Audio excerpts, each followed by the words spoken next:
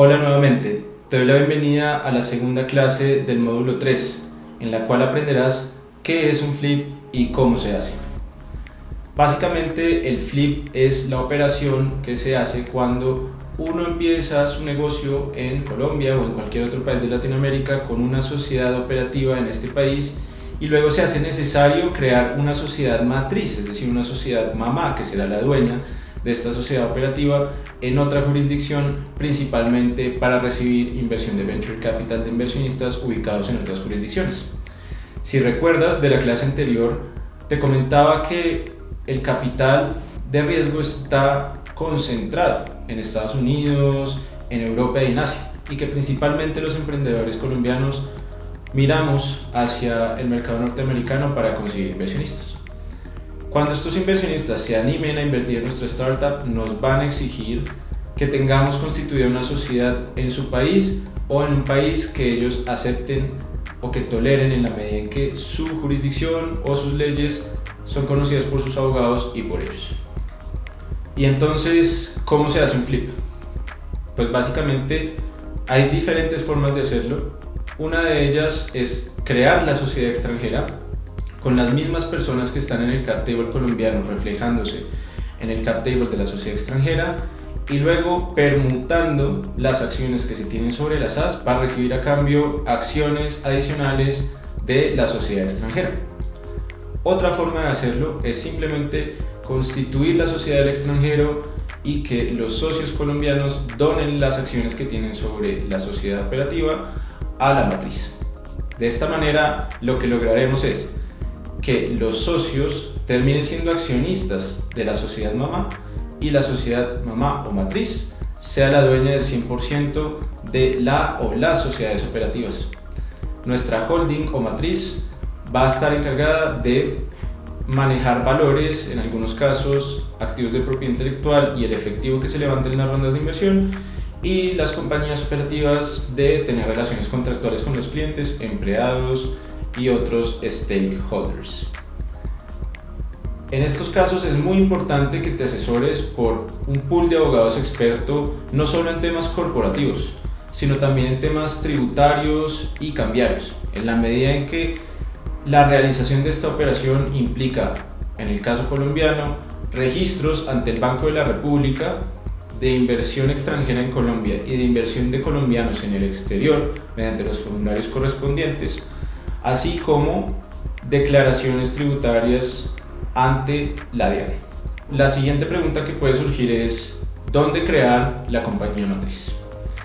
Y por lo general se suele utilizar la jurisdicción de Delaware en Estados Unidos por ser muy sofisticada en materia de creación de empresas, muy rápida, y también de resolución de litigios societarios con jueces e instituciones especializadas para el efecto, así como con algunos beneficios fiscales para compañías de founders extranjeros o otras jurisdicciones como Islas Caimán, Islas Vírgenes Británicas, Panamá, entre otras. Acá lo importante es que se verifique en tu país si alguna de estas jurisdicciones está marcada o no como un paraíso fiscal. En el caso de Islas Caimán, perdió esta connotación hace alrededor de 3 años en el caso colombiano. Y por ende, en la medida en que no es catalogado como un paraíso fiscal, no se le exigen reportes adicionales a los colombianos que tengan participaciones en dichas jurisdicciones. Lo cierto es que estos países se utilizan en la medida en que son bastante abiertos a que muchas empresas se creen allí y se les dan beneficios fiscales en la medida en que es una manera de dinamizar su economía, como el caso de estas islas del Caribe que te menciono. Y luego de que uno ya decide en dónde quiere que esté su compañía matriz, surge otra duda. Por lo general, si estás ante un inversionista extranjero de Estados Unidos, él te va a exigir que crees una sociedad en Estados Unidos y que esta sea una C Corp, una compañía por acciones. Pero para los founders colombianos, como lo sostienen numerosos partners de fondos de inversión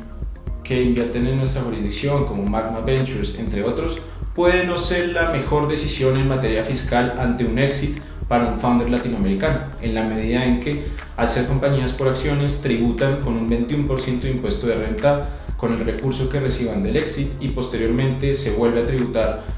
a través de los dividendos que reciban los accionistas. Es por esto que en principio la recomendación es que intentes optar porque se constituya una sociedad LLC en lugar de una C Corp, en la medida en que estas entidades son pass-through entities. Así como puedes ver en la pantalla que ese gato pasa derecho de un lugar a otro del túnel, asimismo pasan derecho las obligaciones fiscales en caso de un éxito. Es decir, no tributa la empresa y luego tributan los socios, únicamente tributan los socios. Pero lo cierto es que los inversionistas norteamericanos no se sienten cómodos con los vehículos jurídicos LLC. Es por esto que es plausible que intentes negociar con ellos, darles participaciones en una sociedad por acciones y en una jurisdicción que sea aceptada por ellos, preferiblemente en Islas Caimán, una Cayman Exempted Company, que es una sociedad por acciones muy similar a la C Corp, pero que tiene 0% de impuesto de renta versus el 21% de impuesto de renta que tiene hoy en día la C Corp. De esta manera, en la medida en que se cuenta con una sociedad matriz en Caimán y una sociedad ensanduchada, LLC, debajo una sociedad operativa, el día de mañana ante un exit,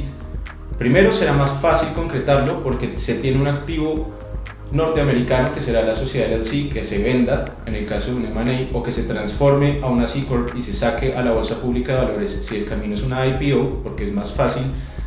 hacer un M&A con una sociedad gringa si te está comprando otra compañía gringa, o salir a la bolsa pública de valores con una compañía norteamericana, y luego que los recursos provenientes del exit entren a la sociedad matriz en donde se paga 0% de impuesto de renta y luego ya los socios, personas naturales que estén detrás de esa compañía o personas jurídicas, si son fondos entre otros, resuelvan cómo hacer el manejo fiscal de esos recursos. Luego de que has definido esta estructura corporativa compleja, robusta, tendrás que ver cómo bajar los recursos producto de la inversión a tu sociedad operativa en Latinoamérica. Esto por lo general se recomienda hacerlo a través de capitalizaciones, en las que la sociedad matriz inyecta recursos a la sociedad operativa con el fin de que se le emitan participaciones accionarias adicionales. El hecho de hacerlo a través de una capitalización simplifica la cuestión a nivel cambiario, porque no estamos hablando de préstamos o de servicios que se estén prestando, sino de una capitalización que se registra con el formulario 11. Y por otro lado, a nivel fiscal, la capitalización no está gravada con ningún tipo de impuesto. Así que esta será la recomendación para que hagas la bajada de esos recursos a Colombia o Latinoamérica. En conclusión, sin duda tendrás que crear eventualmente una sociedad en la jurisdicción extranjera donde estén tus inversionistas o donde te acepten que crees la empresa. Tienes que tener mucho cuidado con el tipo de empresa que creas si estás en Estados Unidos, porque el día de mañana ante un exit podrías tener que estar pagando 40 a 50% del fruto de tantos años de trabajo en impuestos. Así que puedes empezar a pensar, si se te exige por un inversionista gringo la creación de una C Corp, la posibilidad de tener una sociedad adicional más arriba que claramente en principio te puede costar más mantenerla, puedes implicar más trámites, pero el día de mañana ser un alivio fiscal para ti y tus cofundadores. Nos vemos en la siguiente clase.